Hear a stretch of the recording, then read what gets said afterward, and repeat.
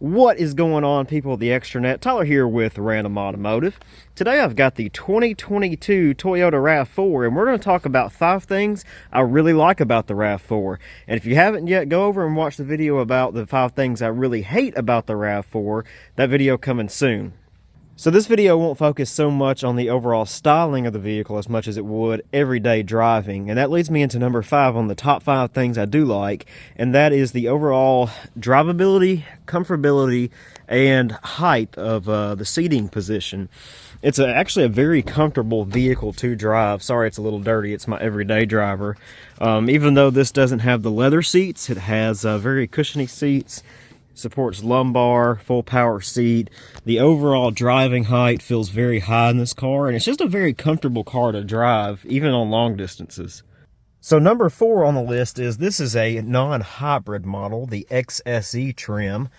Pretty standard. The only extra thing I have is the all-weather package. I'm going to talk about that in the video, the things I don't like, here in just a moment. But that leads me to my 4th point. And that is gas mileage, even on the non-hybrid models. I'm going to start it up and kind of show you what that looks like on a real basis here. If I can go to it. Average miles per gallon is going to be the 34.6 miles per gallon. This one has 3,000 miles on it. 400 miles to empty, which is actually, in my opinion, very good for an SUV that's a 5-seater with a hatch. My Corolla got this, the 2018 that you've seen on the channel, about the same amount of gas mileage, and no complaints there. Number 3 leads me into a case of owning a Toyota before, and it's the bugs that Toyota has fixed on their vehicles over the last few years. One thing that I've noticed is that the auto headlights, the auto high beams, they have improved so much. They're not perfect, and they still don't turn off sometimes, but in my Corolla, it was almost like they were pointless. They would just blind somebody, and then when you would turn it off, it was off. In this case, they've actually done a thing where if it is on, it's blinding somebody ahead, it hasn't quite figured it out. If you pull the stock towards you and just flash it, it'll cut them off, and now it detects the vehicle. So it's actually pretty smart.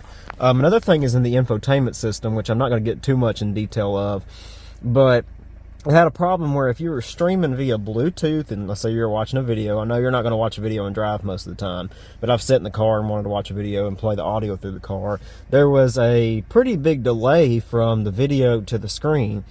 Well, automakers have kind of figured this out over the years, and Bluetooth and all this. I know that it's possible to not have a delay.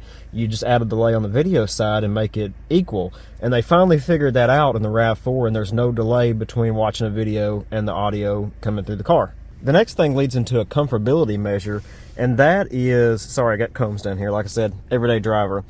I've got cloth seats in here, but you can have heated seats too, which is really nice because you don't see that very often. Another thing I like on the XSE trim, sorry there's dust, I am going to go clean this later, is that you get dual zone climate control on standard, and if you have a XSE or higher trim, which is really nice.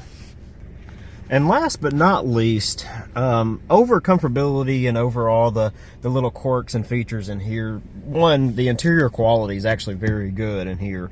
There's one little spot right here on the door panels, let me close this, that's plastic, but you get soft touch material down here. But the entire dash, lower and upper, center here, and all across the side there, is leather wrapped, which is actually really nice. But overall on those features, the number one thing that I have to say the most about this vehicle is that the safety features that Toyota offers. You've got lane tracing assist, which basically is kind of like an autopilot program. It's not great. We're going to talk about that in the video. I talk about things I don't like. But adaptive cruise control, automatic braking for pedestrians, all that stuff. And it works good. And that's the important thing. Is things loaded with airbags. It's loaded with seatbelt minders for the back and the front. I know that's something Toyota's been doing a while. But that's the important things. Now, if you want to see more on this car, be sure to let me know because I can do a full in-depth review of it.